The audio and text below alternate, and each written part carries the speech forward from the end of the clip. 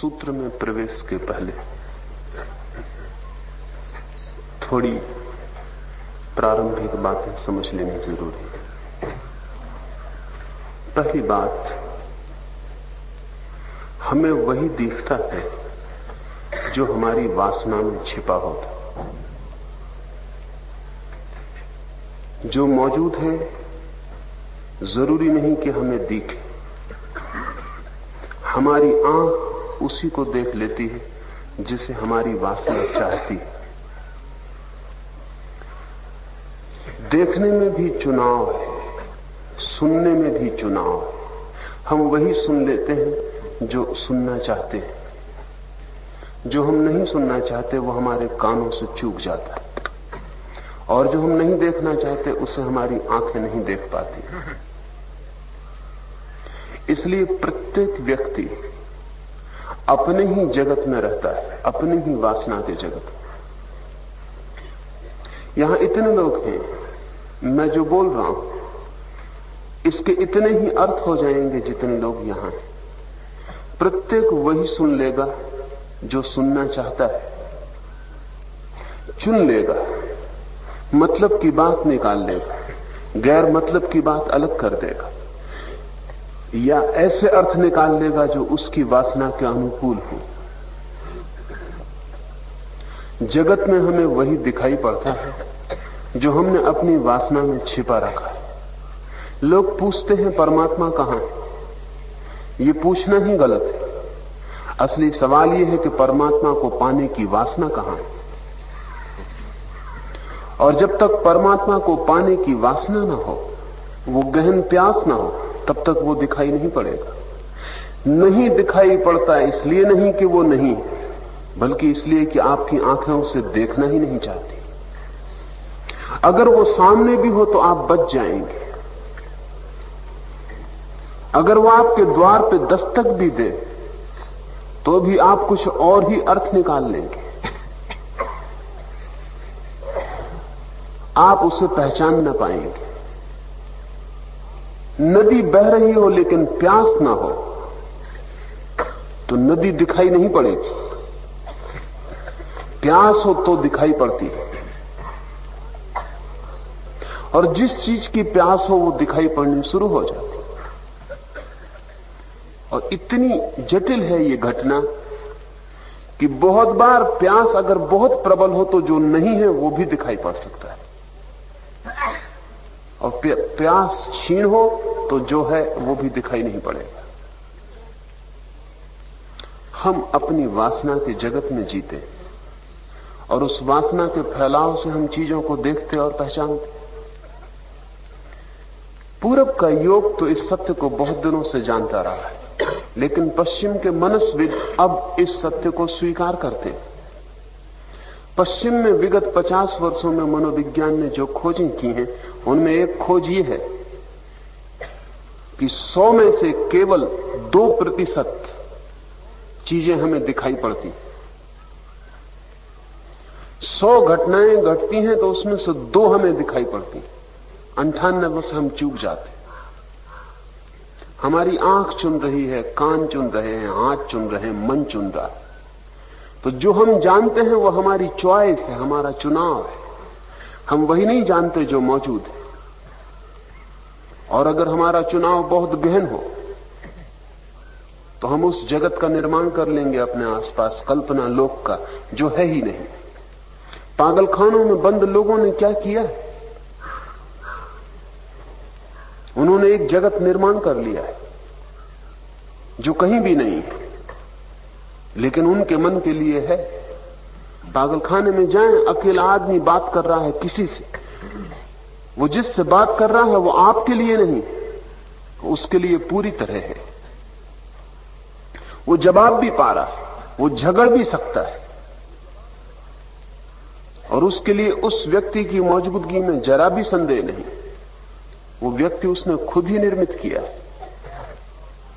किसी प्रबल कामना के वश में वो कल्पना प्रगाढ़ हो गई है। तो इस जगत में 2 घटनाएं घट रही।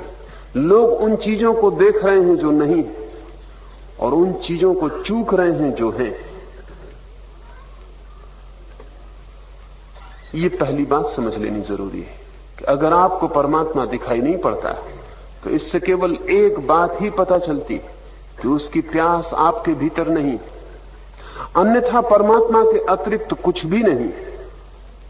और जिस दिन प्यास होगी उस दिन सब चीजें छीन पड़ जाएंगी और सभी चीजें पारदर्शी हो जाएंगी और उनके भीतर परमात्मा का ही दर्शन शुरू हो जाए। वृक्ष तब भी दिखाई पड़ेगा लेकिन बस परमात्मा का एक आकार। आकाश में बदलियां तब भी बहेंगी चलेंगी लेकिन बस परमात्मा का एक रूप। चारों तरफ व्यक्ति भी होंगे, पत्नी होगी, पति होगी, बच्चे होंगे, मित्र होंगे, लेकिन बस परमात्मा के अनेक छवियां, उसके प्रतिबिंब। वो प्रमुख हो जाए, वो केंद्र पर हो जाए और सभी उसकी छायाएं हो जाएंगी, सभी उसकी प्रतिलिपियां हो जाएंगी। वही दिखाई पड़ेगा, से सब गौण होता चला जाए।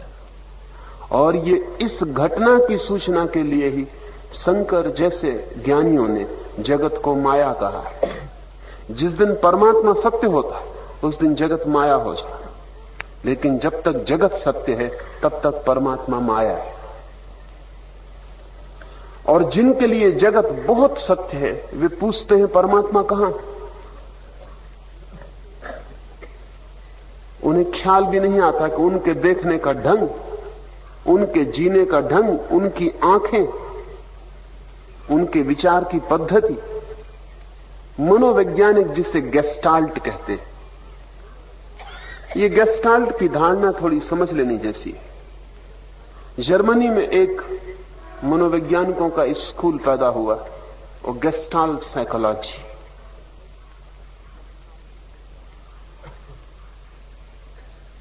आप आकाश की तरफ देखें, आकाश में बादल चल रहे हो, फिर हर आदमी सोचे कि उसे क्या दिखाई पड़ता है बादलों में। वहां कोई भी नहीं, लेकिन किसी को कृष्ण बांसुरी बजाते हुए दिखाई पड़ सकते।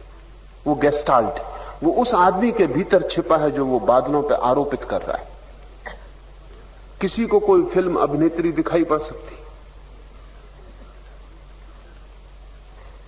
वहां सिर्फ बादल है। किसी को हाथी घोड़े, छोटे बच्चों को हाथी घोड़े दिखाई पड़ सकते हैं, राक्षस लड़ते हुए दिखाई पड़ सकते हैं, परियां उड़ती हुई दिखाई पड़ सकती हैं, और हर आदमी को अलग अलग चीजें उन्हीं बादलों में दिखाई पड़ जाएंगी।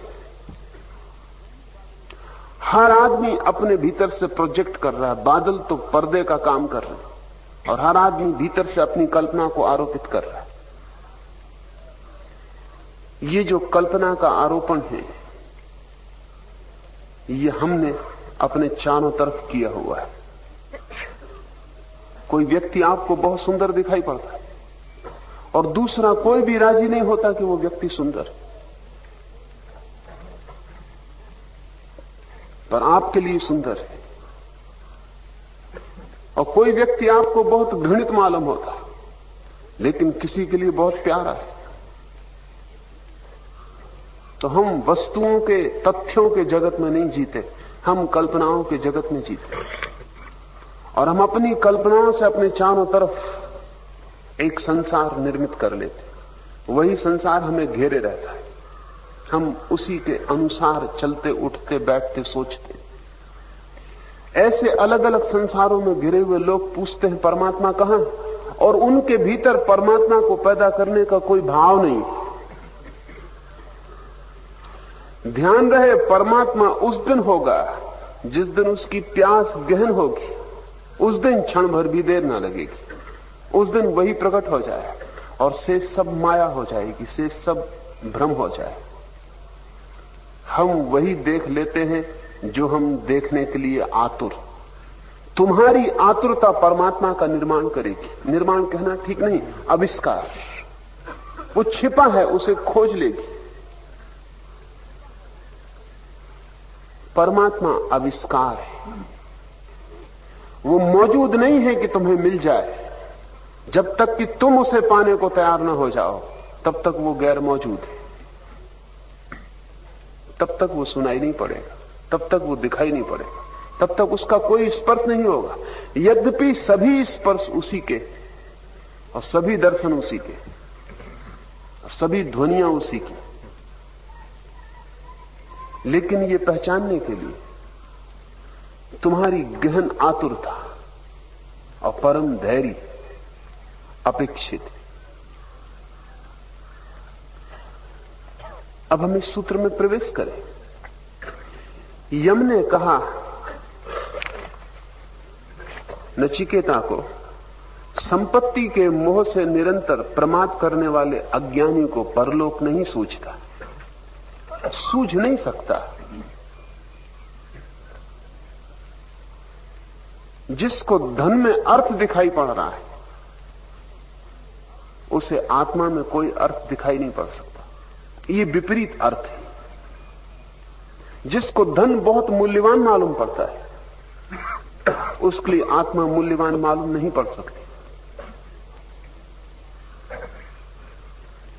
जिस संसार यश की, अभिमान की, अहंकार की यात्रा बहुत मूल्यवान मालूम पड़ती, उसके लिए ध्यान व्यर्थ मालूम पड़ेगा, क्योंकि ध्यान की यात्रा बिल्कुल विपरीत है। वो गणित बिल्कुल दूसरा है। जहां अहंकार में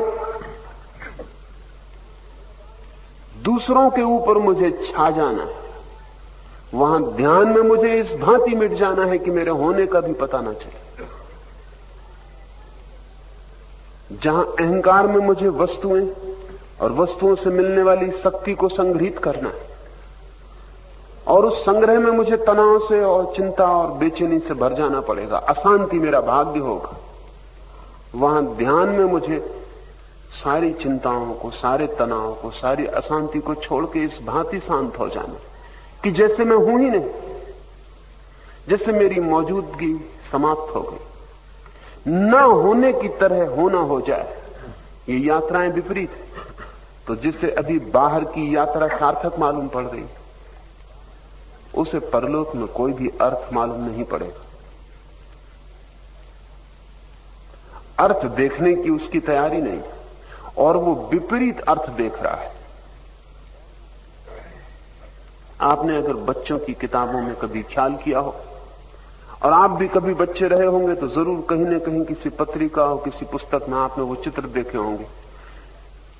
एक ही चित्र में दो प्रतीक होते हैं, एक बूढ़ी है और एक जवान औरत है, एक ही चित्र की रेखाओं में।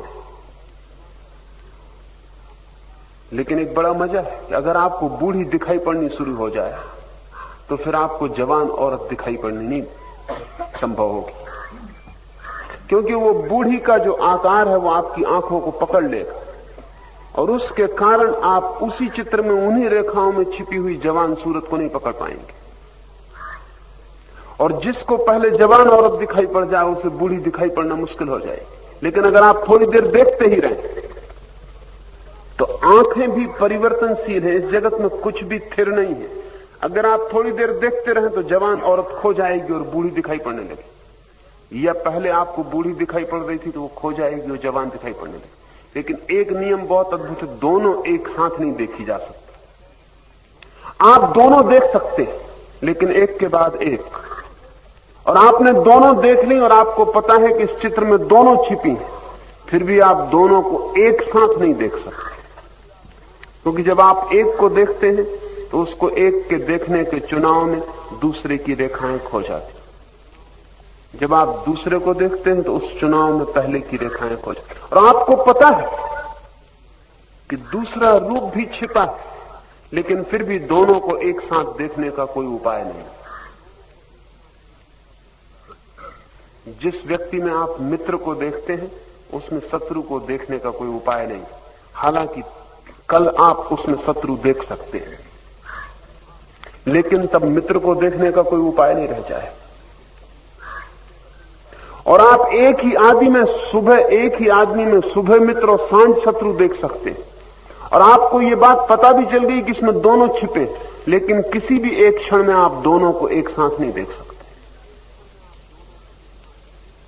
सुबह आप पत्नी से लड़ लिए हैं और लगा है कि दुश्मन जहर, और सांझ फिर प्रेम वापस लौट आया, तब आप बिल्कुल भूल जाते हैं कि जहर है और दुश्मन, तब अमृत हो जाती। कल सुबह फिर जहर हो जाएगी। दोनों को एक साथ देखना बिल्कुल असंभव। एक ही देख, एक को ही देख पाते, विपरीत को एक साथ देखना असंभव है। परलोक भी इस लोक में ही छिपा है, परमात्मा भी पदार्थ में मौजूद है,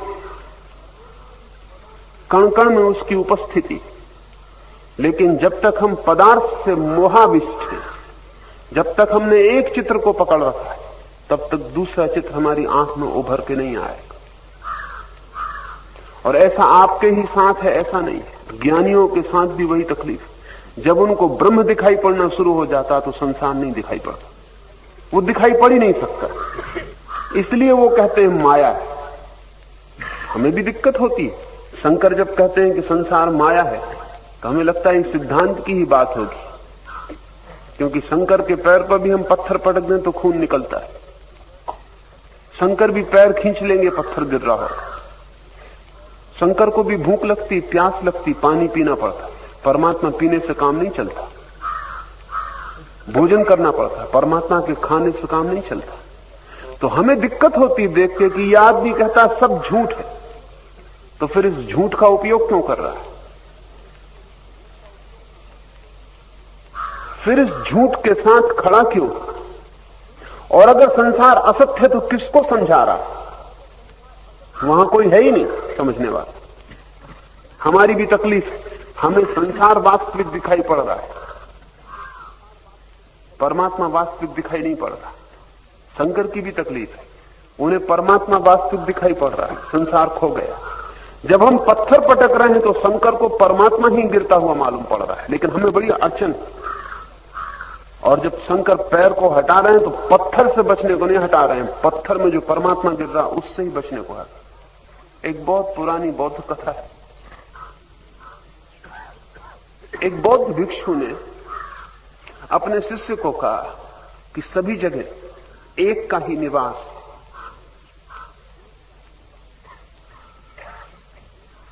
उस युवक को बात जमी, तर्क से पकड़ में आई।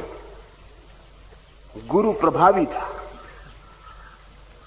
सम्मोहित था युवक उससे।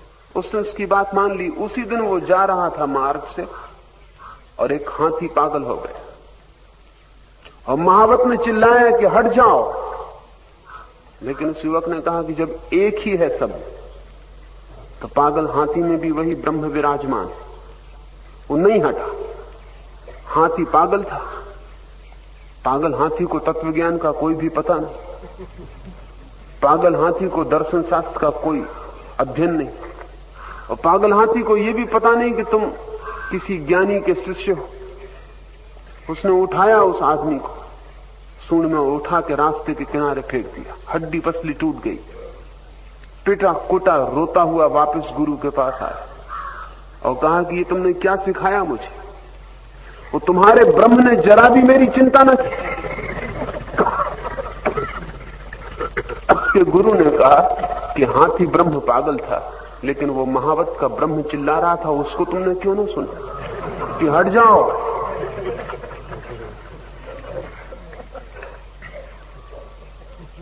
और तुमने अपने भीतर के ब्रह्म की आवाज क्यों ना सुनी जो कह रहा था कि हट जाओ? हमें कठिन है, क्योंकि एक जगत जिनको दिखाई पड़ रहा है उन्हें दूसरे जगत की भाषा को समझना बड़ा कठिन है, और गलत समझने की संभावना हमेशा ज्यादा है। शंकर के लिए परमात्मा ही गिर रहा है पत्थर में और परमात्मा ही हट रहा है। चोट लग रही है तो भी परमात्मा को लग रही है, और जिससे लग रही है वो भी परमात्मा है। जैसे हमारे लिए सब पदार्थ है, पत्थर पदार्थ है और पैर भी पदार्थ है, पदार्थ पदार्थ को चोट पहुंचा रहा है, वैसे शंकर को दोनों परमात्मा है। वहां पदार्थ खो गया है, परमात्मा परमात्मा को चोट पहुंचा रहा है। और अगर पदार्थ पदार्थ को चोट पहुंचा सकता है तो कोई कारण नहीं कि परमात्मा परमात्मा को चोट क्यों ना पहुंचा सके। सारी व्याख्या बदल गई। सब जगह जहां पदार्थ था वहां परमात्मा हो गया। पदार्थ का नाम खो गया और परमात्मा का नाम शेष रह गया।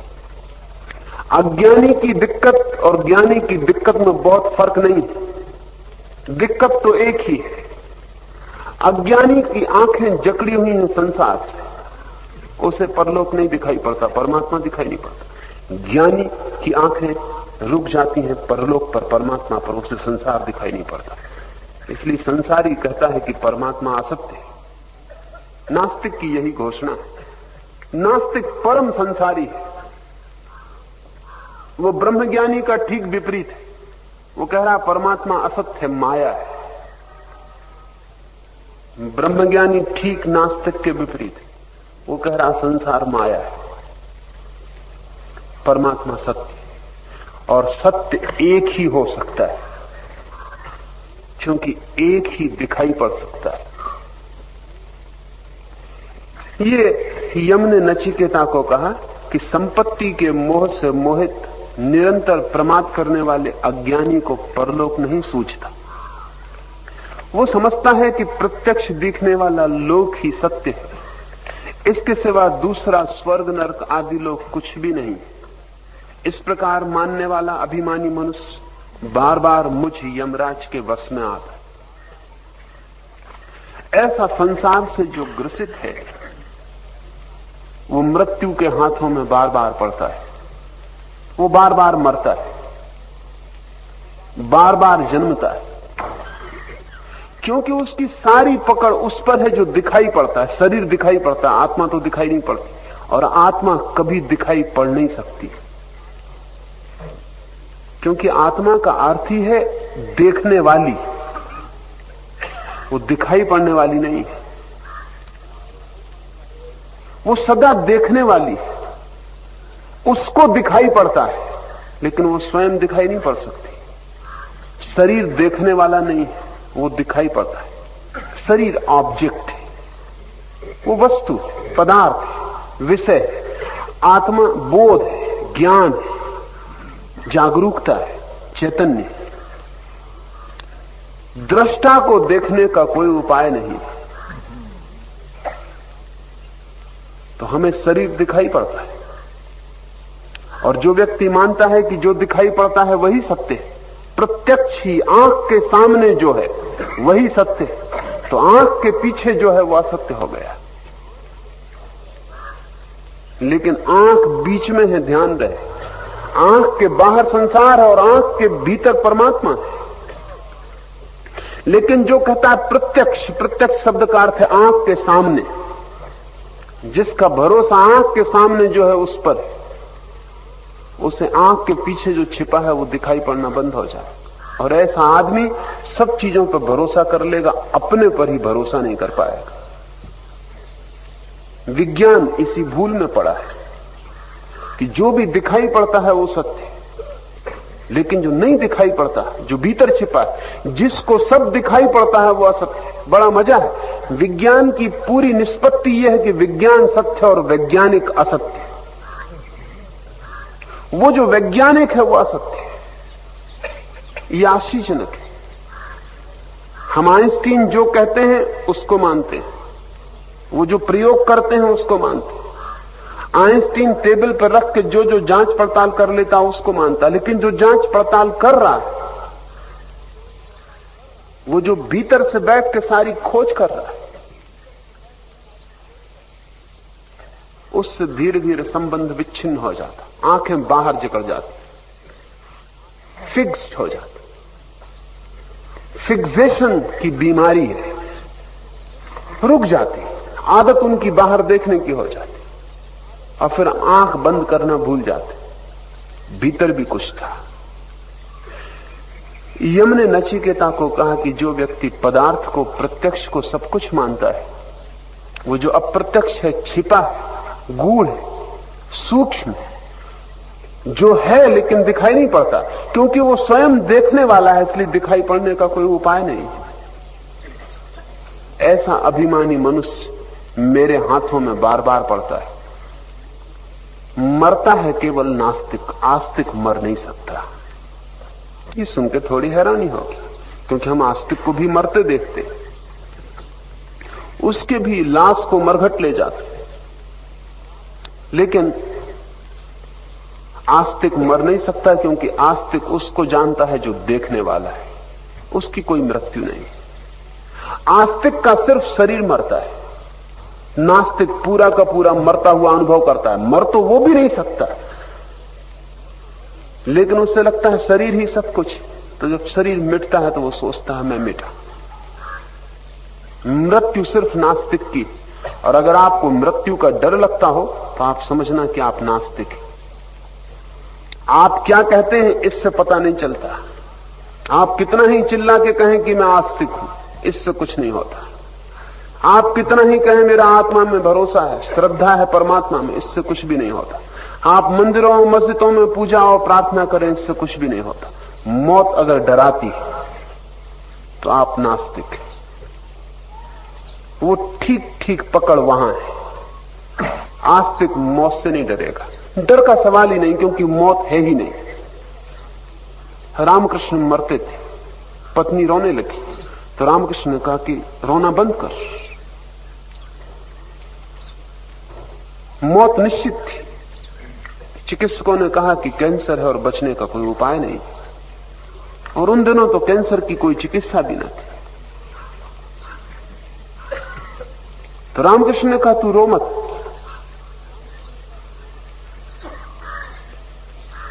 पर शारदा उनकी पत्नी कहने लगी कि मैं विधवा हुई जा रही हूं, तुम मुझे छोड़े जा रहे हो, तुम मिटे जा रहे हो और मैं रोऊं भी ना। तो रामकृष्ण ने कहा तू सधवा रहेगी, विधवा होने का कोई उपाय नहीं, क्योंकि मैं मर नहीं सकता हूं, सिर्फ शरीर जा रहा। तो अगर शरीर की ही तू पत्नी थी, अगर शरीर से ही तेरा नाता था तो ठीक, तू रो। लेकिन अगर मुझसे तेरा कोई नाता था तो मैं सिर्फ कपड़े बदल रहा हूं।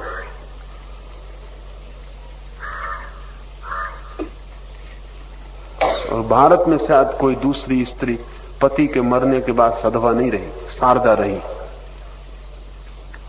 और जब स्त्रियां इकट्ठी हुई और उन्होंने कहा कि चूड़ियां फोड़ डालो और वस्त्र बदल लो विधवा के, तो शारदा ने इंकार कर दिया, क्योंकि उसने कहा कि रामकृष्ण कह गए हैं कि वो मरेंगे नहीं, ये चूड़ियां मेरे हाथ पर रहेंगी और मैं सधवा के ही वेश में रहूंगी।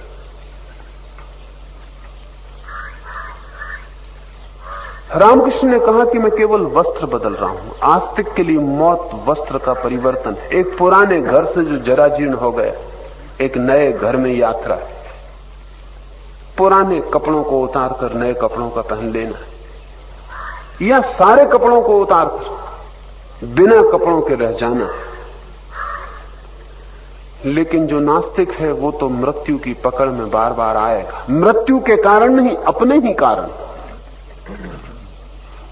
आप मृत्यु से नहीं डर रहे हैं, अपनी ही नासमझी के कारण मृत्यु से डर रहे हैं। तो यम बड़ी महत्वपूर्ण बात कह रहा है। वो कह रहा है कि मेरी पकड़ में केवल नास्तिक ही आ पाते, आस्तिक मेरी पकड़ से छूट जाता है। उसे पकड़ने का कोई उपाय नहीं, क्योंकि आस्तिक की श्रद्धा उसमें है जो मरता ही नहीं, और नास्तिक की श्रद्धा उसमें है जो मरता है। जो आत्म तत्व बहुतों को तो सुनने के लिए भी नहीं मिलता, और जिसको बहुत से लोग सुनकर भी समझ नहीं सकते, ऐसे इस गूढ़ आत्म तत्व का वर्णन करने वाला महापुरुष आश्चर्यमय तथा बड़ा दुर्लभ। उसे प्राप्त करने वाला भी बड़ा कुशल कोई एक ही होता है, और जिसे तत्व की उपलब्धि हो गई, ऐसे ज्ञानी महापुरुष के द्वारा शिक्षा प्राप्त किया हुआ आत्म तत्व का ज्ञाता भी आश्चर्यमय है, परम दुर्लभ। यम कह रहा है कि जो आत्म तत्व बहुतों को सुनने के लिए भी नहीं मिलता, ऐसा नहीं है कि सुनने के लिए नहीं मिलता, लेकिन वे सुन नहीं पाते। बुद्ध के पास से भी गुजरते हैं तो अपने को बचा के निकल आते। महावीर की भी उपस्थिति मौजूद हो तो भी उनके कानों तक वाणी नहीं पहुंच पाती, उनके कानों पर सख्त पर्दे। जीसस ने बार बार बाइबल में कहा है कि जिनके पास आंखें हो वो मुझे देखें, और जिनके पास कान हो वो मुझे सुने। आंखें और कान तो सभी के पास है। उनका बार बार ऐसा दोहराने से ऐसा लगता है कि क्या वो अंधे बहरों के बीच बोल रहे थे निरंतर, कि जिनके पास आंखें हो मुझे देखें और जिनके पास कान हो वो मुझे सुने। नहीं, वो आप ही जैसे आंख कान वाले लोगों के बीच बोल रहे थे। कोई अंधे बहरों के समूह में नहीं बोल रहे थे, पर हम सभी का समूह अंधे बहरों का समूह। जीसस को देखना मुश्किल है। एक तो जीसस की देह है, वो तो सभी को दिखाई पड़ती, और एक जीसस की आत्मा है, वो केवल उनको दिखाई पड़ती है जो परम शांत, जो परम शून्य, जो परम ध्यान में लीन होकर देखते। उनके लिए जीसस का वाह रूप मिट जाता, और उनके लिए जीसस का तेजस रूप, उनका प्रज्ञा रूप, उनका ज्योतिर्मय रूप प्रकट हो जाता। इसलिए तो जीसस के संबंध में दोहरे मत होंगे। एक तो अंधों का मत होगा जिन्होंने सूली लगाई, क्योंकि उन्होंने कहा कि साधारण सा आदमी, और दावा करता है कि ईश्वर का पुत्र। जहां तक उन्हें दिखाई पड़ रहा था उनकी बात भी गलत नहीं थी, जो उन्हें दिखाई पड़ रहा था वहां तक उनकी बात बिल्कुल सही थी। उनको पता था कि ये जोसेफ का बेटा है, मरियम का बेटा है, ये कैसे ईश्वर का पुत्र है। लेकिन जीसस जिसकी बात कर रहे थे वो ईश्वर का पुत्र ही है, और वो कोई जीसस में समाप्त नहीं हो जाता, वो आपके भीतर भी ईश्वर का पुत्र वैसा ही मौजूद है। ईसाई एक पादरी मुझे मिलने आए थे, वो कहने लगे कि जीसस ईश्वर का इकलौता बेटा। मैंने उनसे कहा कि सभी ईश्वर के इकलौते बेटे।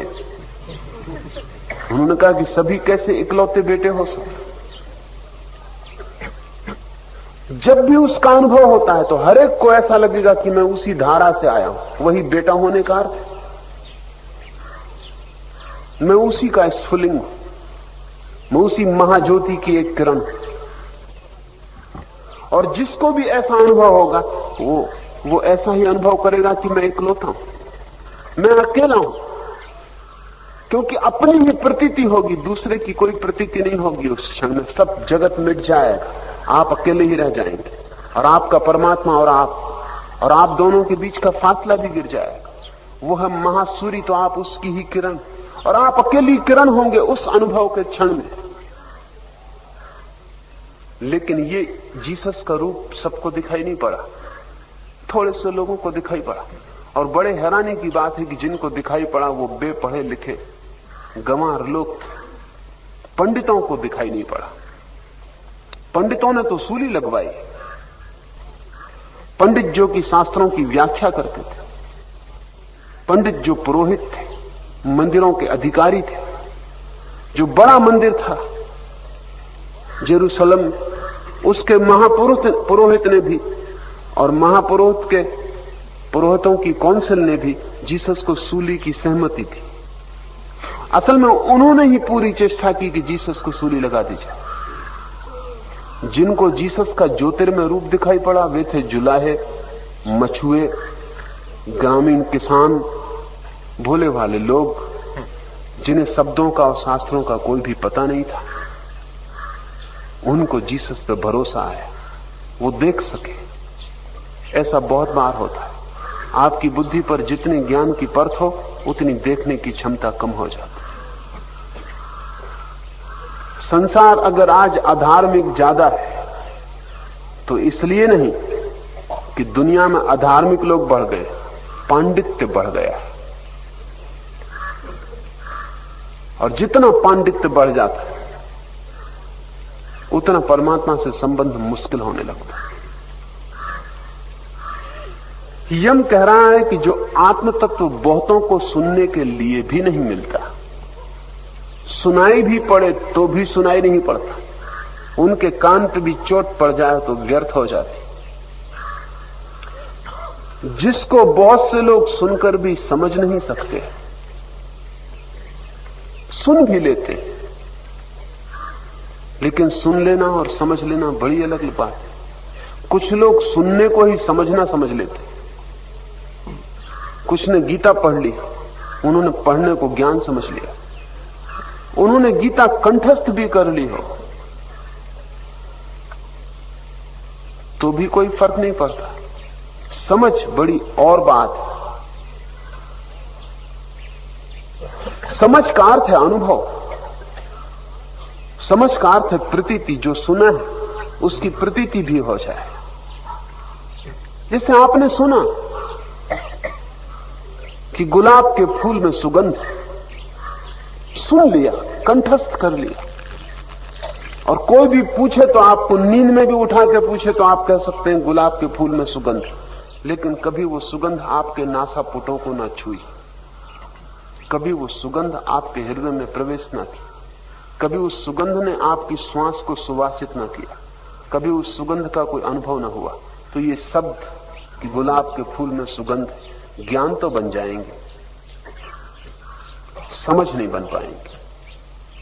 नॉलेज और अंडरस्टैंडिंग, ज्ञान और समझ, समझ बड़ी और बात है। समझ का अर्थ है कि जो सुना है उसे अपने अनुभव से पहचान भी लिया, उसे जी लिया, वो हमारी प्रतीति हो गई, हमारा अनुभव हो गया, हमारी अनुभूति बन गई। ज्ञान छीना जा सकता है, ज्ञान खंडित किया जा सकता है, ज्ञान के विपरीत तर्क दिए जा सकते हैं। समझ को छीनने का कोई उपाय नहीं। समझ को कोई तर्क खंडित नहीं करता। समझ सब तर्कों के पार उठ जाती। आपने आंख को छू के देखा और पाया कि हाथ जल जाता। दुनिया के कितने ही पंडित आपको समझाएं कि आंख ठंडी है और तर्क दे, आप कहेंगे कि तर्क रखो संभाल के, क्योंकि मैंने आंख को छू के देखा, हाथ जल जाते। आपको आपके अनुभव से कोई भी डिगा नहीं सकता, आपके ज्ञान से तो कोई भी डिगा सकता है। ज्ञान की कोई जड़ें नहीं होती। जंगलों में पीले रंग की अमर बेल फैल जाती, ज्ञान वैसे ही है, उसमें कोई जड़ें नहीं होती। वो दूसरे वृक्षों के सहारे और दूसरे वृक्षों का शोषण करने लगती। उसके अपने कोई प्राण नहीं होते, भूमि से उसका कोई संबंध नहीं होता। तो जिसको हम पांडित्य कहते हैं वो अमर बेल की तरह है, उसकी कोई जड़ें नहीं, जीवन की भूमि में उसका कोई विस्तार नहीं, अनुभव में उसका कोई प्रवेश नहीं। समझ वैसे है जैसे वृक्ष की जड़ें जमीन में गहरे पहुंच गई और जमीन के गहरे में छिपे हुए जल स्रोतों को उन्होंने खोज लिया, और वृक्ष अपने तई जी रहा है, दूसरे के आधार पर नहीं। पंडित सदा दूसरे के आधार पर जीता है। वो कहता है गीता में ऐसा लिखा है इसलिए सच, वो कहता है कुरान में ऐसा लिखा है इसलिए सच, वो कहता है मोहम्मद ने कहा है इसलिए सच, लेकिन उसके पास अपनी कोई संपदा नहीं। ज्ञानी कहता है मैंने जाना है इसलिए सच, और अगर मेरे जानने के विपरीत कुरान, बाइबल, गीता और वेद जाते हो तो वे ही गलत होंगे। मेरे जानने के गलत होने का कोई उपाय नहीं। मेरा अपना निजी अनुभव सारे शास्त्रों से श्रेष्ठ है। इसलिए परम वेद तो भीतर छिपा है, बाहर के वेद पर तो वे ही भरोसा करते हैं जिनको भीतर के वेद का कोई अनुभव नहीं, कोई पता नहीं। परम गुरु भीतर छिपा है, बाहर के गुरु पर भरोसा तो तभी तक है जब तक उस परम गुरु के साथ सानिध्य नहीं बना, सत्संग नहीं बना। बहुत से हैं जो सुनकर भी समझ नहीं पाते। ऐसे इस गूढ़ तत्व का वर्णन करने वाला महापुरुष आश्चर्य में है तथा बड़ा दुर्लभ है। यम की ये बात समझ में ना आएगी, क्योंकि गुरुओं की कोई कमी नहीं है, समझाने वालों का कोई अभाव नहीं। सच तो यह है कि शिष्य कम पढ़ते, गुरु ज्यादा है, इसलिए तो गुरुओं में इतना उपद्रव चलता है। एक दूसरे के शिष्य को खींचातान की कोशिश चलती, और एक गुरु के पास पहुंच जाए तो वो कहता आप कहीं और मत जाए, भूल के नहीं तो भटक जाओ। क्योंकि शिष्य इतने कम है कि बड़ा द्वंद्व है और बड़ी प्रतियोगिता है। जैसे बाजार में ग्राहक कम हो और दुकानें ज्यादा हो, तो हर दुकानदार दूसरे दुकानदार के खिलाफ हो जाए। सब चीजों की कमी हो गई, शिष्यों की बड़ी कमी। गुरु काफी संख्या में। सच तो यह है कि शिष्य कोई बनना ही नहीं चाहता। असल में शिष्य बनने की झंझट में कोई नहीं पड़ता, सीधा गुरु बन जाता। शिष्य बनने की झंझट है बड़ी।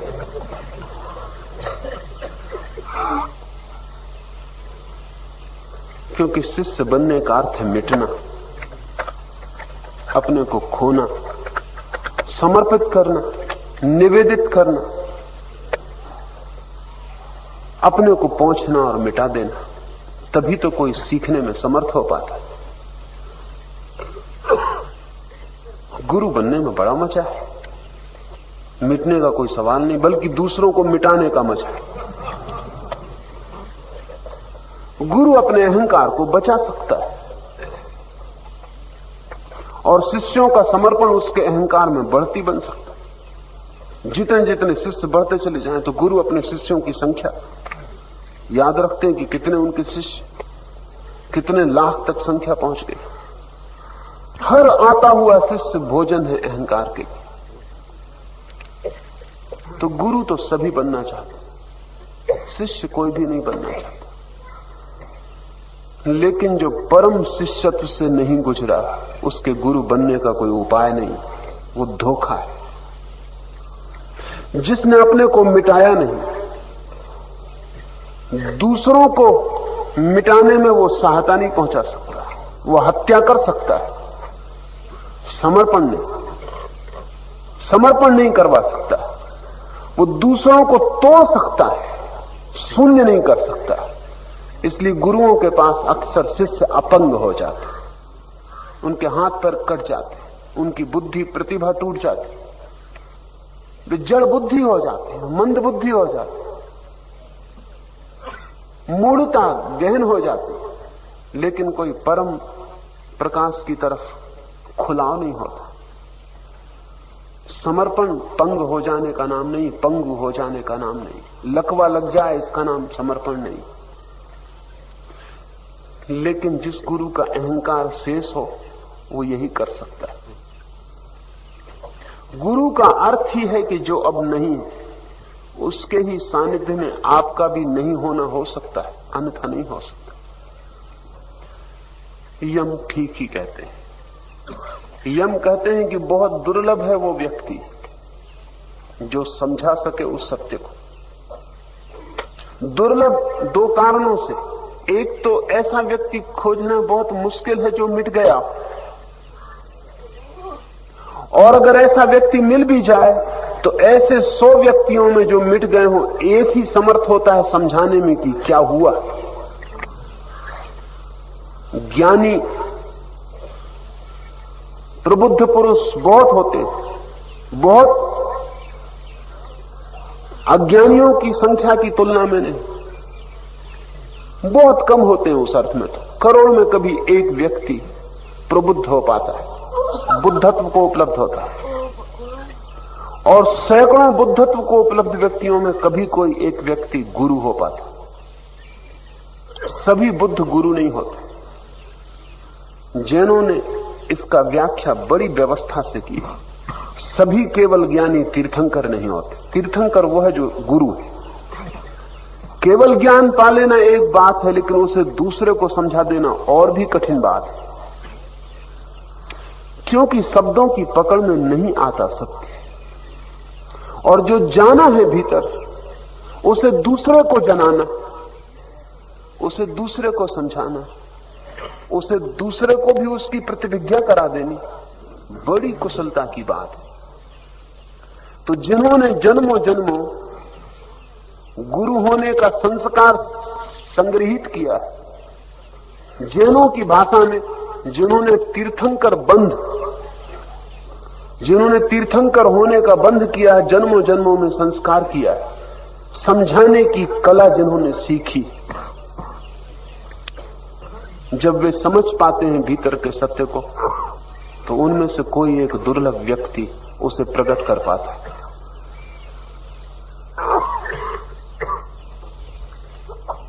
सदियों में कभी कोई एक व्यक्ति उस भीतर के अनुभव को शब्द दे पाता है, रूप दे पाता है, आकार दे पाता है। सदियों में कभी कोई एक व्यक्ति अपने अनुभव को शास्त्र बना पाता है।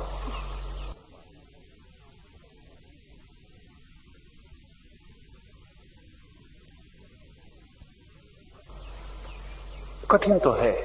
सुबह का सूरज उगा हो, पहले तो उसको देखना ही कठिन, क्योंकि कोई अपनी फैक्ट्री जा रहा, कोई अपने दफ्तर जा रहा, कोई अपने बच्चों को स्कूल छोड़ने जा रहा। सुबह के सूरज को एक तो देखना ही कठिन। और ऐसा भी नहीं कि आंख में पड़ जाए तो आपने देख लिया,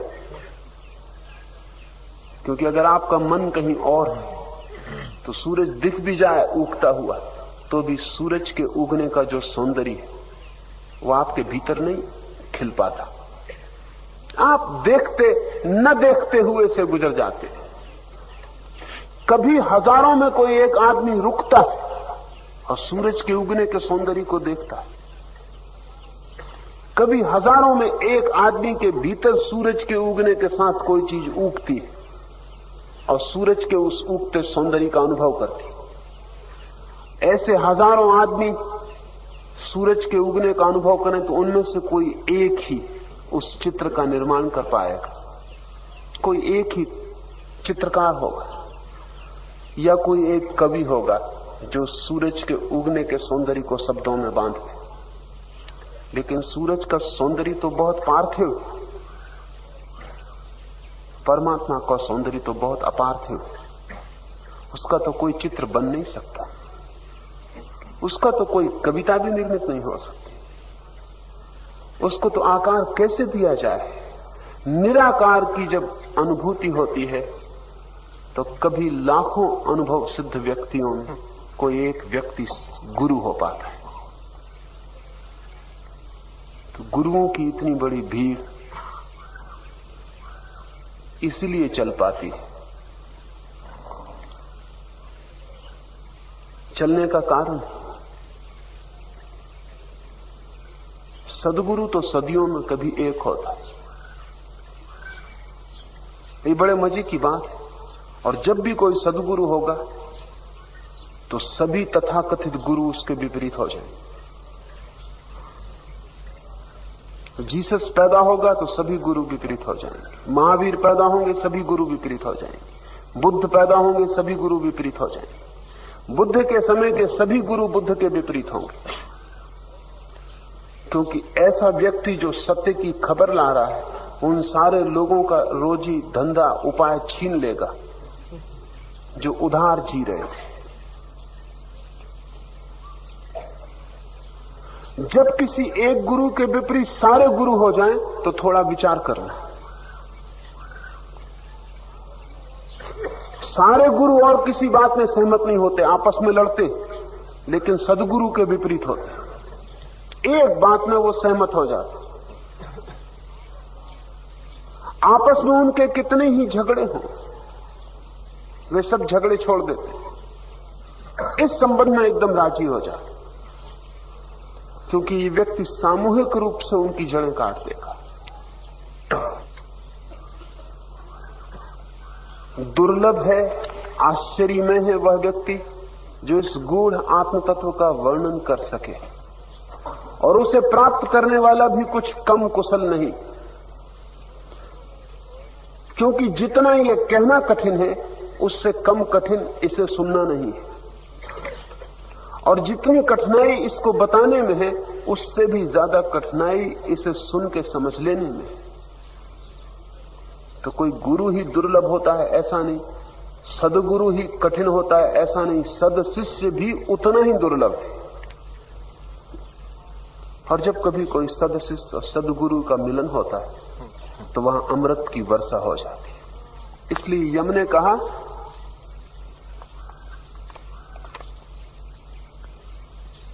कि सचमुच ही हे नचिकेता, हम चाहते हैं कि तुम्हारे जैसे पूछने वाले हमें मिला करें। ये घड़ी नचिकेता के लिए ही परम आनंद की थी ऐसा नहीं, ये घड़ी यम के लिए भी, गुरु के लिए भी परम आनंद की थी। बुद्ध को जब कोई सारिपुत्र मिलता, या महावीर को जब कोई गौतम मिलता, या जीसस को जब कोई पीटर और जॉन मिलता है तो एक अमृत की वर्षा हो जाती।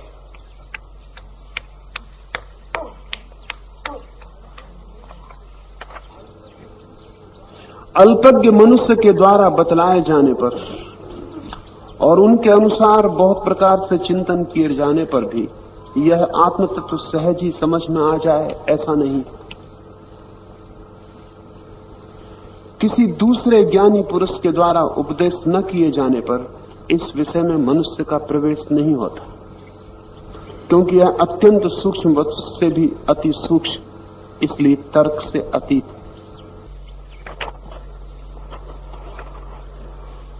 इस सूत्र में ही बड़ी गहन बात और बहुत विचारणीय बात छिपी है। यम कह रहा है नचिकेता को कि बिना गुरु के ज्ञान नहीं। ये बड़ी विवादास्पद बात है। बड़ी परंपरा यही कहती है कि बिना गुरु के ज्ञान नहीं, लेकिन कुछ परंपरा में अनूठे ऐसे व्यक्ति भी हुए हैं जो कहते हैं गुरु से ज्ञान हो ही नहीं सकता। बुद्ध उसमें प्रथम, और बुद्ध ने मरते समय भी कहा आनंद को, अपदीपो भव, अपने दिए खुद बनो, कोई दूसरा तुम्हें ज्ञान नहीं दे सकता। इस सदी में कृष्णमूर्ति निरंतर इस बात की घोषणा करते रहे कि गुरु ज्ञान में बाधा है, गुरु के द्वारा ज्ञान नहीं हो सकता। पिछले 40 वर्ष निरंतर वे एक ही सूत्र के आसपास लोगों को समझाते रहे कि गुरु से बचो, और सारी परंपरा, उपनिषद के ऋषि, सारे 84 सिद्ध, संतों की बड़ी परंपरा, नानक, कबीर, दादू, सारे जगत में इस बात की घोषणा करते रहे कि गुरु के बिना ज्ञान असंभव है।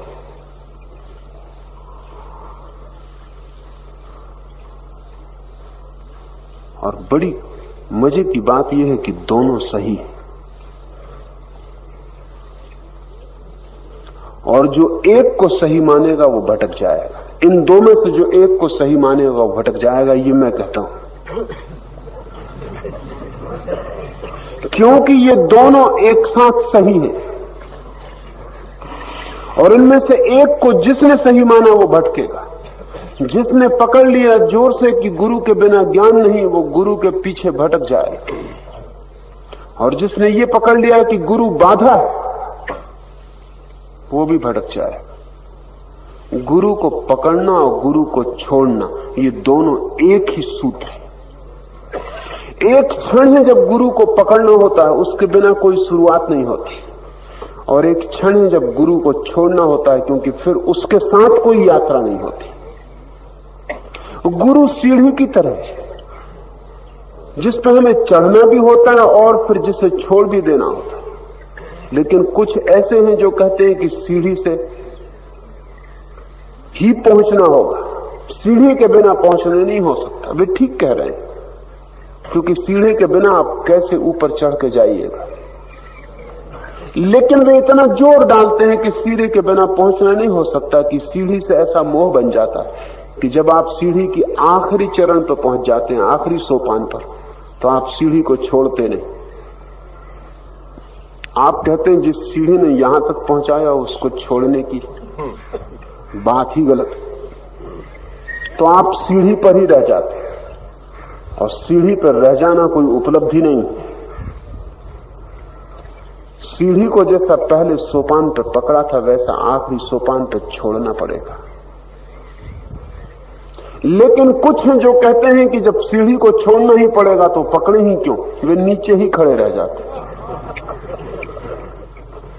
सीढ़ी पकड़नी भी पड़ती है और छोड़नी भी पड़ती है। गुरु के पास भी आना होता है और गुरु से दूर भी हटना होता है, और सद्गुरु वही है जो उसी समय तक पास रखे जब तक सीढ़ी पर यात्रा है, और इसके पहले कि सीढ़ी को पकड़ने का मोह बनने लगे, सीढ़ी को तोड़ दे, हटा दे बीच के सेतु को। बुद्ध ने आनंद को कहा था कि तू अपना दिया बन। ये आनंद को कहा था, आनंद जो कि सीढ़ी के आखिरी सोपान पर खड़ा था। इस बात को बिल्कुल भूल दिया गया है, क्योंकि बुद्ध के मरने के एक दिन बाद ही आनंद परम ज्ञान को उपलब्ध हुआ। ठीक दूसरे दिन आखिरी सीढ़ी पर खड़ा था और वो सीढ़ी ही बाधा हो रही थी। अब तो आनंद बुद्ध से कहता है कि आपके रहते रहते मैं मुक्त न हो पाया और अब आप मुझे छोड़ के जा रहे हैं, मेरा क्या होगा? तो बुद्ध कहते हैं शायद मेरे कारण ही तू मुक्त नहीं हो पा रहा, अब मेरा हट जाना ही ठीक है। वो दूसरे दिन ही मुक्त हो गए। महावीर के परम शिष्य गौतम के साथ भी ऐसा ही घटा। महावीर के जीते जी गौतम ज्ञान को उपलब्ध नहीं हुए, क्योंकि गुरु को एक तो पकड़ना मुश्किल और पकड़ के छोड़ना और भी मुश्किल। पकड़ना ही मुश्किल पहले तो, क्योंकि पकड़ने का मतलब अहंकार का त्याग, बड़ा कठिन, पीड़ादायी। अहंकार हजार उपाय खोजता है गुरु से बचने के। कृष्णमूर्ति के पास सुनने वालों में अधिक संख्या ऐसे अहंकारियों की है जो गुरु से बचने के लिए कोई रैशनलाइजेशन, कोई तर्क चाहते थे। उनको कृष्णमूर्ति से बड़ी तृप्ति मिली। वो सीढ़ी से बचना ही चाहते थे, क्योंकि सीढ़ी पे अपने को तोड़ना पड़ता था। कृष्णमूर्ति को सुनकर उन्हें बड़ा भरोसा आया कि ठीक है, अब गुरु की कोई जरूरत नहीं, हम काफी हैं, हम ही पहुंच जाएंगे। तो कृष्णमूर्ति के कारण, एक सच्ची बात के कारण भी, जो यम ने कहा है कि अज्ञानी बड़ा उपद्रव खड़ा करता है, एक सच्ची बात के कारण भी हजारों लोगों को हानि हुई। लेकिन कोई कृष्णमूर्ति के कारण ऐसा हुआ, ऐसा नहीं। नानक, कबीर और दादू ने जिन्होंने कहा गुरु बिन ज्ञान नहीं, उनके कारण भी करोड़ों लोगों की हानि हुई, पर उनके कारण नहीं। वो हानि लेने वाले लोग हानि पैदा कर ही लेते हैं, तुम कुछ भी करो। तो उन्होंने गुरुओं को पकड़ लिया। उन्होंने कहा हमें कुछ करने की जरूरत नहीं, जब गुरु बिन ज्ञान नहीं तो गुरु के चरण पकड़ लिए। वो गुरु के चरणों में जंजीर होकर पड़ रहे। फिर उन्होंने गुरु को ऐसा कस के पकड़ लिया कि जैसे गुरु ही अंत है। गुरु अंत नहीं, सिर्फ मार्ग है, सिर्फ इशारा है। जैसे मैं अपनी उंगली दिखाऊं चांद की तरफ कि वो रहा चांद और आप मेरी उंगली पकड़ना, उंगली चांद नहीं, और जो उंगली को पकड़ लिया वो चांद तक कभी भी नहीं पहुंच पाया। वो इस उंगली को पकड़ने में उलझा रहेगा। उंगली तो भूल जाओ, इशारा तो हट जाने दो, चांद पर आंख चली जाए, इतना उंगली का काम था। इसके बाद उंगली बीच में ना आए तो लोग गुरु को पकड़ के अटके हुए। मेरे पास एक मित्र कई वर्षों से आते थे। वो मेहर बाबा के परम भक्त थे। कोई 30 साल से मेहर बाबा को उन्होंने सब समर्पण किया हुआ। बस उसके बाद उन्होंने फिर कुछ नहीं किया। वो मुझसे कहते कि कुछ करने का सवाल ही नहीं, अब जब बाबा की इच्छा होगी, जो उनकी मर्जी। ये बात तो बड़ी अच्छी, लेकिन वो मित्र शराब पीना जारी रखे, बेईमानी करना जारी रखे, सब जैसी जिंदगी थी उसको उन्होंने वैसे ही जारी रखा हो। उसको छिपाने के लिए एक बहाना मिल गया कि अब बाबा की मर्जी। जब गुरु को सब छोड़ ही दिया, छोड़ा कुछ नहीं, सिर्फ इतनी बात कि गुरु को सब छोड़ दिया, और ये बहाना बन गया, ये ओट बन गई। अब जो भी करना है वो जारी रखा उन्होंने, उसमें कोई रत्ती भर फर्क नहीं किया, जीवन कहीं बदला नहीं। क्योंकि गुरु को अगर सब छोड़ दिया तो जीवन पूरा का पूरा बदल जाएगा, बदल ही जाना चाहिए।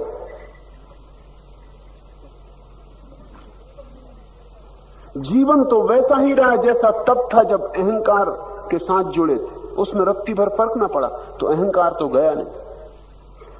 निरअहंकारी ने कभी शराब पी नहीं सकता, क्योंकि अहंकार को भुलाने के लिए ही शराब पीनी पड़ती। निरअहंकारी के पास भुलाने को कुछ नहीं बचता, तो शराब का क्या सवाल।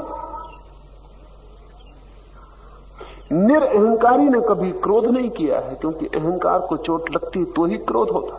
तो मैं उन मित्र को कहता कि तुम क्रोध भी करते हो, शराब भी पीते हो, चोरी, बेईमानी, धोखा सब करते हो, जैसे तुम थे वैसे ही हो।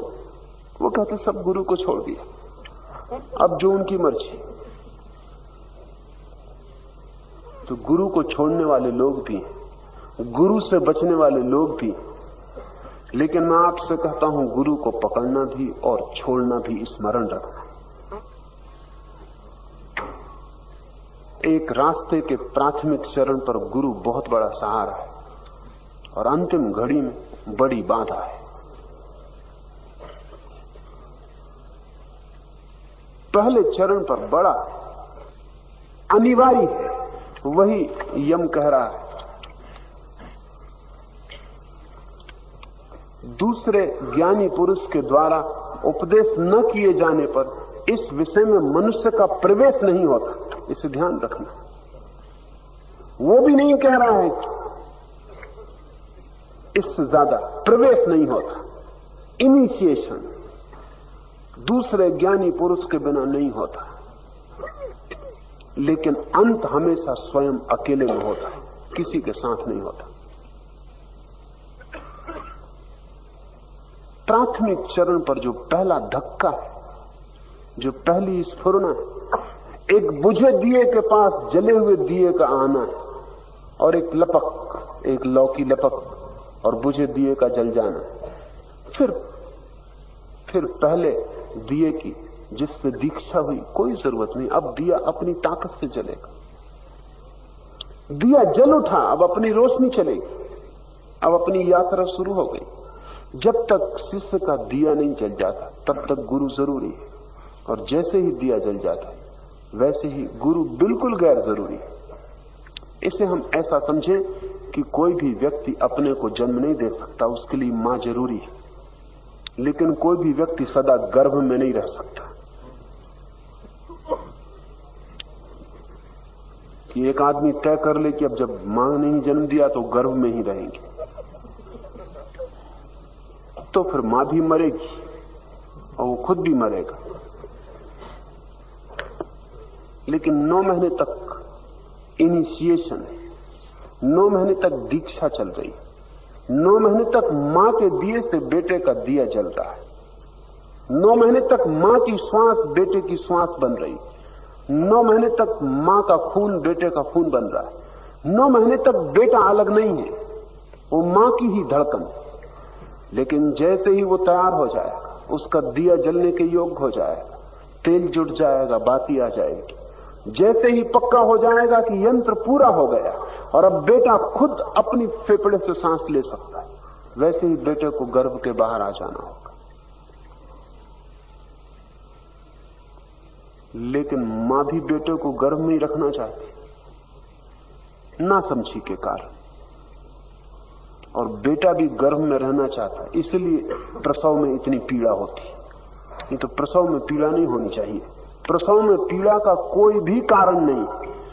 वैज्ञानिक कहते हैं कि प्रसव की घटना इतने आनंद की घटना हो सकती है जितनी पीड़ा की, इतने ही आनंद की। अब फ्रांस में कुछ प्रयोग हुए हैं काफी बड़ी मात्रा में, जिनसे सिद्ध होता है कि दुख तो प्रसव से बिल्कुल जा सकता है। तरकीब बड़ी आसान, मां को राजी होना चाहिए कि बच्चा बाहर जाए, वो उसे रोकती, सिकोड़ती, वो अपने पूरे यंत्र को खींचती, उस खींचने और प्रकृति के धक्के में कि बेटे को बाहर तो जाना पड़ेगा, और बेटा भी रुकना चाहता है, क्योंकि गर्भ बड़ा शांतिदायी, मोक्ष जैसा है। कोई चिंता नहीं, कोई काम नहीं, कोई कर्तव्य नहीं, कोई जिम्मेवारी नहीं, कोई पीड़ा, कोई दुख, कोई असुविधा नहीं।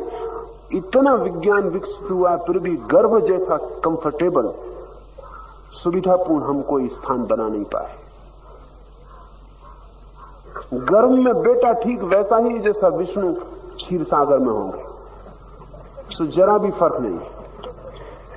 और ऐसे भी गर्भ में जिस जल में बेटा होता है उसमें उतना ही नमक होता है जितना सागर के पानी।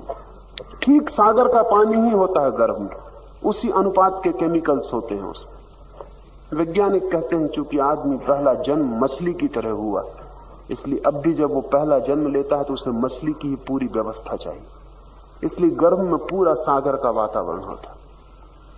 इसलिए स्त्रियां मिट्टी खाने लगती हैं, नमक खाने लगती, नमक की कमी पड़ जाती शरीर में, सारा नमक गर्भ खींच लेता है, क्योंकि गर्भ में ठीक सागर के जल की स्थिति होनी चाहिए, उसमें तैरता है बच्चा, वो क्षीर सागर में ही है। लेकिन 9 महीने के बीच वो तैयार हो जाए, उससे जल्दी भी अगर बाहर निकल आए तो भी खतरनाक है, क्योंकि अधूरा होगा और आधा मरा हुआ जिएगा। असमय में पैदा हो जाए तो भी घातक। वो ठीक 9 महीने पूरे करे। बच्चा भी भीतर रहना चाहता है, इसलिए मनोवैज्ञानिक कहते हैं कि बच्चा जब पैदा होता है तो जीवन का सबसे बड़ा दुख, उसको वो ट्रामा कहते हैं, वो घटित होता है।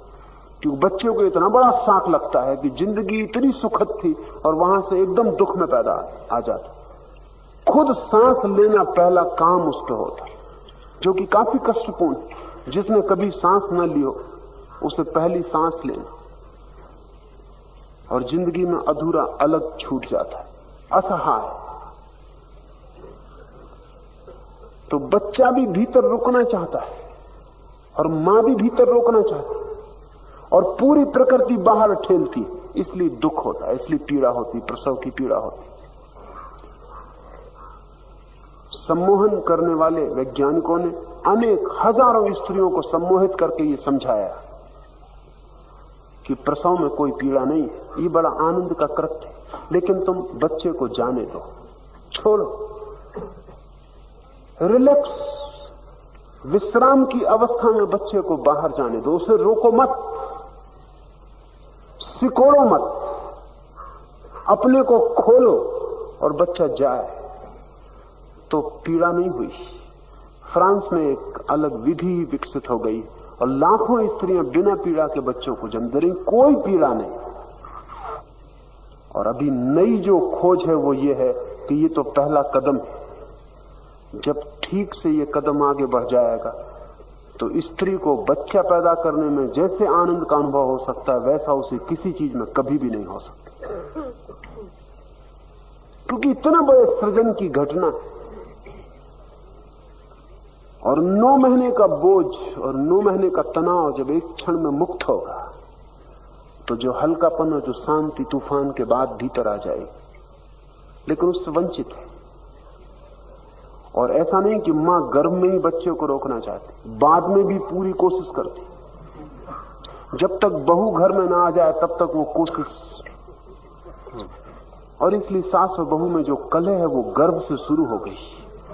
ये बहू लड़के को पूरा स्वतंत्र करने की कोशिश कर रही, गर्भ से जो घटना शुरू हुई थी प्रसव में, ये बहू उसको पूरा कर रही, ये उसको मां से पूरी तरह मुक्त कर रही है और मां की तरफ से सारा ध्यान अपने पर केंद्रित कर ले। इसलिए सास और बहू में दुश्मनी को कम करना मुश्किल है, वो गर्भ से ही उपद्रव शुरू होगा। अगर कोई मां बच्चे को जन्म दे सके सहजता से, आनंद से, तो बहू से संघर्ष उसका पैदा नहीं होगा, क्योंकि वो खुश होगी कि बच्चा जितना मुक्त होता जाए, जितना स्वतंत्र होता जाए। साधारण अज्ञानी मां की तरह गुरुओं की भी जमात है, वो ठीक गुरु नहीं जो शिष्य को रोक लेना चाहते, वो साधारण माताओं की तरह है। तो शिष्य का जाना दुखपूर्ण होता है, उनको भी और शिष्य को भी, और वो सब तरह के कष्ट खड़े करते, सब तरह के भय प्रलोभन खड़े करते। सच उनको कोई ज्ञान नहीं हुआ।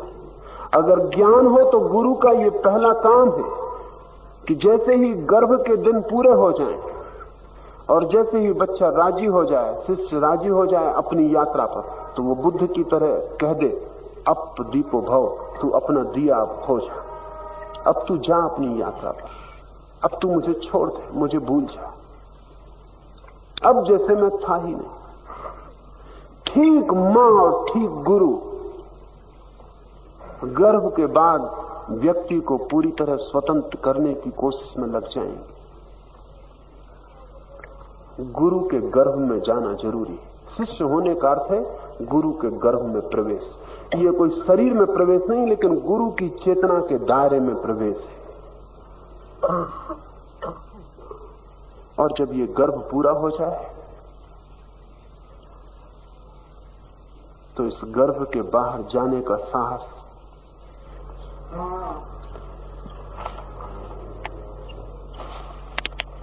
हे प्रीतम, जिसको तुमने पाया है यह बुद्धि तर्क से नहीं मिल सकती।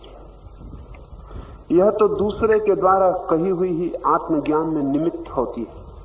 सचमुच ही तुम धैर्य वाले हो, उत्तम धैर्य वाले हो। हे नचिकेता, हम चाहते हैं कि तुम्हारे जैसे ही पूछने वाले हमें मिला करें। ये जो श्रद्धा है नचिकेता की, ये श्रद्धा तर्क से उपलब्ध नहीं होती। ये कोई कितना ही विचार करे, कितना ही सोचे, सोचने और विचार करने से सरल नहीं होता। सोचने और विचार करने से चालाक होता है, होशियार होता है, सरल नहीं होता। सरल तो कोई तभी होता है जब सोचने विचारने से थक जाता है और समझ लेता है कि सोचने विचारने से सिवाय विक्षिप्तता के और कुछ हाथ नहीं आता, और सारे सोचने विचारने को उतार के रख देता है। उस दिन कोई सरल होता है, श्रद्धा पैदा होती है। और ध्यान रहे, अगर जगत को जानना हो तो तर्क जरूरी है। पदार्थ की खोज तर्क से होती, और अगर परमात्मा को जानना है तो खोज श्रद्धा से होती। ये यात्राएं विपरीत है। पदार्थ को जानना हो तो बाहर जाना पड़ता है, और बाहर जाने के लिए जितना विचार हो उतना उपयोगी। स्वयं को जानना हो तो भीतर जाना होता है, यात्रा बदल जाती। और भीतर जाने के लिए जितना तर्क छूटता चला जाए उतना उपयोगी। भीतर तो सरलता ले जाएगी, बाहर जटिलता ले जाएगी। इसलिए वैज्ञानिक का चिंतन बहुत जटिल हो जाता है, और जितनी विज्ञान की शिक्षा बढ़ती जाती है उतने ही लोगों की चित्त की शांति समाप्त होती चली जाती और उनके आत्मा से संबंध विच्छिन्न होते चले जाते। यम ने कहा कि हे प्रीतम, तूने जो पाया है यह बुद्धि तर्क से नहीं मिल सकती, लेकिन बुद्धि भी एक काम कर सकती है। वो ज्ञानी के द्वारा कहे हुए वचनों को समझने में निमित्त हो सकती, बस इतना ही उसका उपयोग हो सकता है। और जैसे ही समझ आ जाए उसे हटा देना जरूरी है। मैं जानता हूं कि कर्म फल रूप निधि अनित्य है, क्योंकि अनित्य विनाशशील वस्तुओं से वह नित्य परमात्मा नहीं मिल सकता है। इसलिए मेरे द्वारा कर्तव्य बुद्धि से अनित्य पदार्थों के द्वारा नाचिकेत नामक अग्नि का चयन किया गया, अनित्य भोगों की प्राप्ति के लिए नहीं, अथवा उस निष्काम भाव की अपूर्व शक्ति से मैं नित्य वस्तु परमात्मा को प्राप्त हो गया हूं। यम ने कहा कि मैं परमात्मा को प्राप्त हो गया हूं एक विशेष अग्नि की प्रक्रिया से। एक विशेष अग्नि में जल के मैं परमात्मा को प्राप्त हो गया हूं। इस अग्नि को नचिकेता के स्मरण में उसने नाचिकेत अग्नि नाम दिया है। इस अग्नि के संबंध में तीन बातें समझ लेनी चाहिए। पहली बात, जैसा यम ने कहा कि यह अग्नि हृदय की गुफा में छिपी, यह आपके भीतर है। सच तो यह है, उसी अग्नि के कारण आप जी रहे हैं। इसलिए अगर आपके शरीर का तापमान नीचे गिर जाए 98 डिग्री से तो मौत करीब आने लगती है। 110 डिग्री के पास पहुंचने लगे तो मौत करीब आने लगती है। 98 और 110 12 डिग्री के भीतर आपका तापमान बना रहे तो ही आप शरीर में रह सकते हैं, अन्यथा आपका शरीर से संबंध छूट जाए। आपके हृदय में जो अग्नि जल रही है उसकी एक खास मात्रा इस शरीर को मिल रही है। उस खास मात्रा में ही ये शरीर जी रहा है, जीवंत है। जरा ठंडी हो जाए अग्नि, आप शरीर से टूटने लगे, जरा ज्यादा हो जाए तो भी टूटने लगे। ये अग्नि आपके भीतर है। इस अग्नि का अभी आप एक ही उपयोग जानते हैं, शरीर में जीना। इस अग्नि का एक और उपयोग भी है, इस शरीर के पार उठना। ये अग्नि ऊर्जा है, इस ऊर्जा का वाहन बन सकता है और इससे बाहर जाया जा सकता है। ये अग्नि जैसा शरीर में लाती है, ऐसा ही शरीर के भीतर भी ले जा सकती है। एक बात सदा स्मरण रखें, जिस रास्ते से आप आते हैं उसी रास्ते से वापस लौटना पड़ता है। रास्ता वही होता, सिर्फ दिशा बदल जाती। ये अग्नि अभी शरीर की तरफ बह रही है। इस अग्नि को शरीर से आत्मा की तरफ बहाने की कला सीखनी पड़ती। नचिकेत अग्नि का पहला सूत्र कि अग्नि की धारा बदलनी। अभी ये धारा बाहर की तरफ और नीचे की तरफ है। ये धारा ऊपर की तरफ और भीतर की तरफ होनी चाहिए, पहली बात। दूसरी बात, इस अग्नि को प्रज्वलित रखने के लिए आपको श्वास लेनी पड़ रही। इससे विज्ञान भी राजी है, क्योंकि ऑक्सीडाइजेशन के बिना आप जी नहीं सकते। एक दिया जलता है, दिया जल के क्या कर रहा है? अग्नि है क्या? एक दिया जल रहा है, दिया नहीं जल रहा।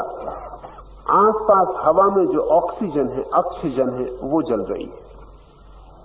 तूफान आ जाए, आप डर जाएंगे कहीं दिया बुझ न जाए, तो आप एक बर्तन दिए के ऊपर ढांक दें बचाने के लिए। हो सकता था तूफान दिए को न बुझा पाता, लेकिन आपका ढका हुआ बर्तन बहुत जल्दी बुझा देगा, क्योंकि ढके हुए बर्तन के भीतर की थोड़ी सी जो ऑक्सीजन है उसके जल जाने के बाद दिया नहीं जल सकता, दिया बुझ जाए। आपको 24 घंटे श्वास लेनी पड़ रही।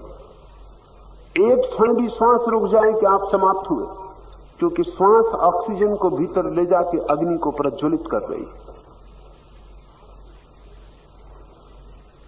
आपके जीवन में उतनी ही गति होगी जितनी गहरी आपकी श्वास होगी। आप उतने ही जीवंत और स्वस्थ होंगे जितनी गहरी श्वास होगी। जितनी उथली श्वास होगी आपका जीवन मुर्दा मुर्दा हो जाए, क्योंकि अग्नि कम।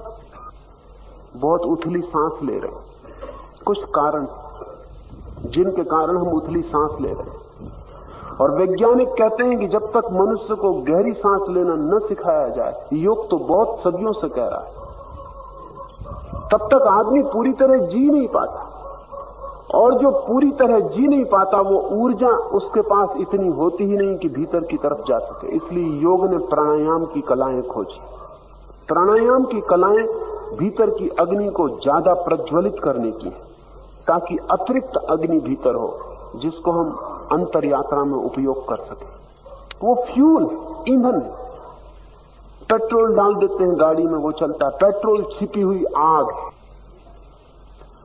आप भी बिना आग के नहीं जी सकते। सारा जीवन आग से जी रहा है। वृक्ष हवा से ऑक्सीजन ले रहे हैं और जी रहे हैं। पशु पक्षी ऑक्सीजन ले रहे हैं और जी रहे हैं। सारा जीवन आग। इस आग की गति और मात्रा उतनी ही होगी जितनी गहरी आपकी श्वास होगी। लेकिन आदमी, बच्चे सिर्फ गहरी श्वास लेते हैं। बच्चे को सोते हुआ देखें तो उसका पेट ऊपर उठता है और नीचे गिरता है, उसकी श्वास ठीक नाभि तक जाती है। एक बड़े आदमी को सोया हुआ देखें, उसका सीना ऊपर उठता है और गिरता है, उसकी श्वास नाभि तक नहीं जाती, बस ऊपर ऊपर चली जाती। और उसके फेफड़ों में कोई 3000 छिद्र, जिनमें कोई 500-700 छिद्रों तक ऑक्सीजन पहुंचती है। बाकी 2500 छिद्रों में कार्बन डाइऑक्साइड भरा रह जाता है। वो मृत्यु का लक्षण, वो मरी हुई गैस जिसमें कोई आग नहीं रह गई। हमारे जीवन की हजारों बीमारियां उस मरी हुई गैस के कारण पैदा होती।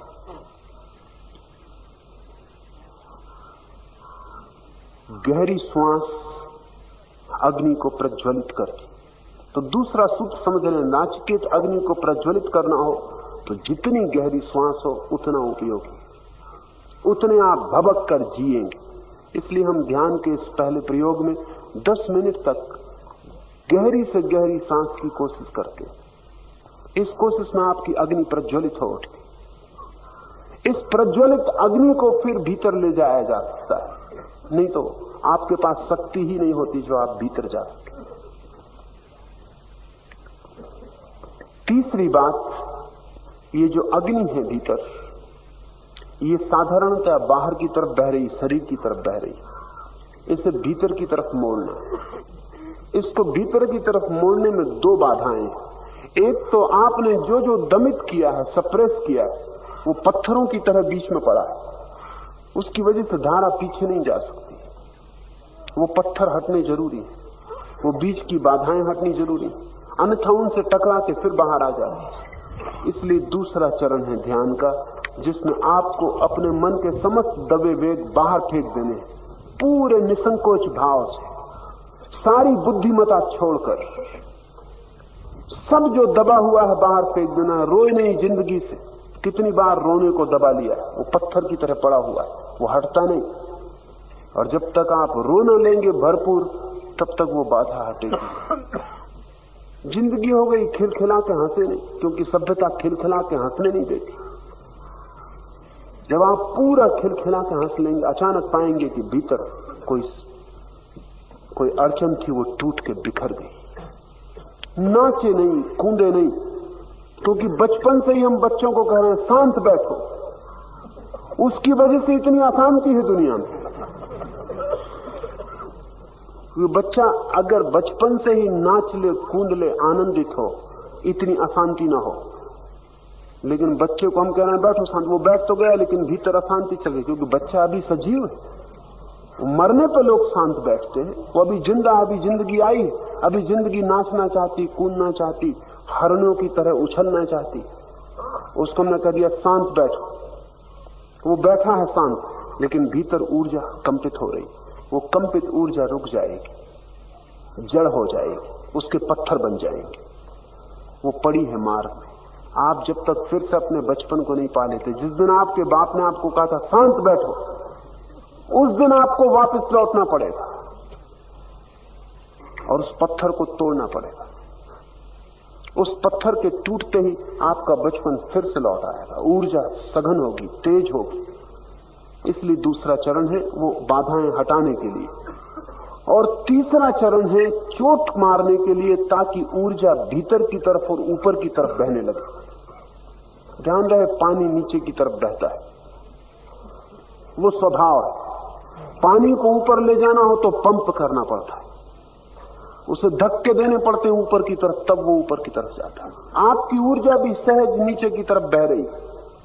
ये हुंकार, ये हु की आवाज, ये सिर्फ आवाज नहीं है। जब आप हु कहते हैं तो आपकी नाभि के नीचे जोर से चोट पड़ती। वो जगह वही है जहां से काम ऊर्जा पैदा होती, जहां से ऊर्जा नीचे की तरफ बहती।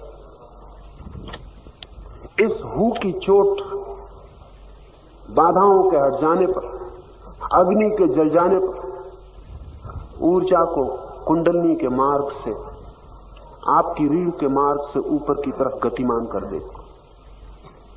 जितने जोर से ये चोट होगी, उतनी ही ऊर्जा, आग आपकी नाभि से उठकर, आपके काम केंद्र से उठकर एक सर्प की तरह फन फैलाकर रीढ़ से उठनी ऊपर शुरू हो जाएगी। उसको ही योग ने कुंडलनी कहा है। और जिस दिन ये ऊर्जा आपके अंतिम चक्र सहस्त्रार में पहुंचती है, तो जीवन का कमल खिल जाता। नचिकेत अग्नि के ये सूत्र।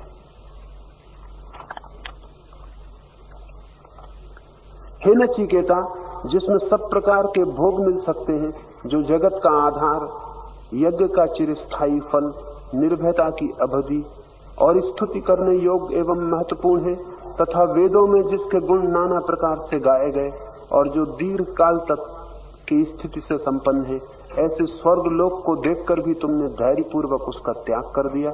इसलिए मैं समझता हूं कि तुम बुद्धिमान हो।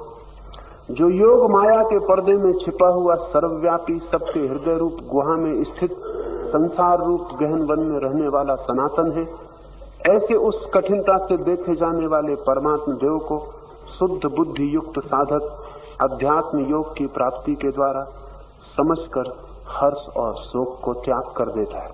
मनुष्य इस धर्म में उपदेश को सुनकर भली भांति ग्रहण करके और उस पर विवेक पूर्वक विचार करके इस सूक्ष्म आत्म तत्व को जानकर अनुभव कर लेता है, तब वह आनंद स्वरूप को पाकर आनंद में ही मग्न हो जाता है। तुम नचिकेता के लिए मैं परम धाम का द्वार खुला हुआ मानता हूं। जहां श्रद्धा है, जहां धैर्य है, जहां समझ पूर्वक अनुभव करने की तैयारी है, वहां यम कहता है नचिकेता तेरे लिए मैं परम धाम का द्वार खुला हुआ मानता हूं। वो द्वार आपके लिए भी खुला हो सकता है। उस द्वार के बंद होने में आपके अतिरिक्त और कोई जिम्मेवार नहीं। धैर्यपूर्वक, दृढ़ता से, वैराग्य भाव से ऊर्जा को भीतर की तरफ ले जाने की चेष्टा करनी। वो द्वार शायद खुला ही हुआ है, आप उस द्वार की तरफ बढ़े नहीं कि मंदिर में प्रवेश हो जाता है। अब सुबह के ध्यान के लिए तैयार हो जाए। Now get ready for the morning meditation.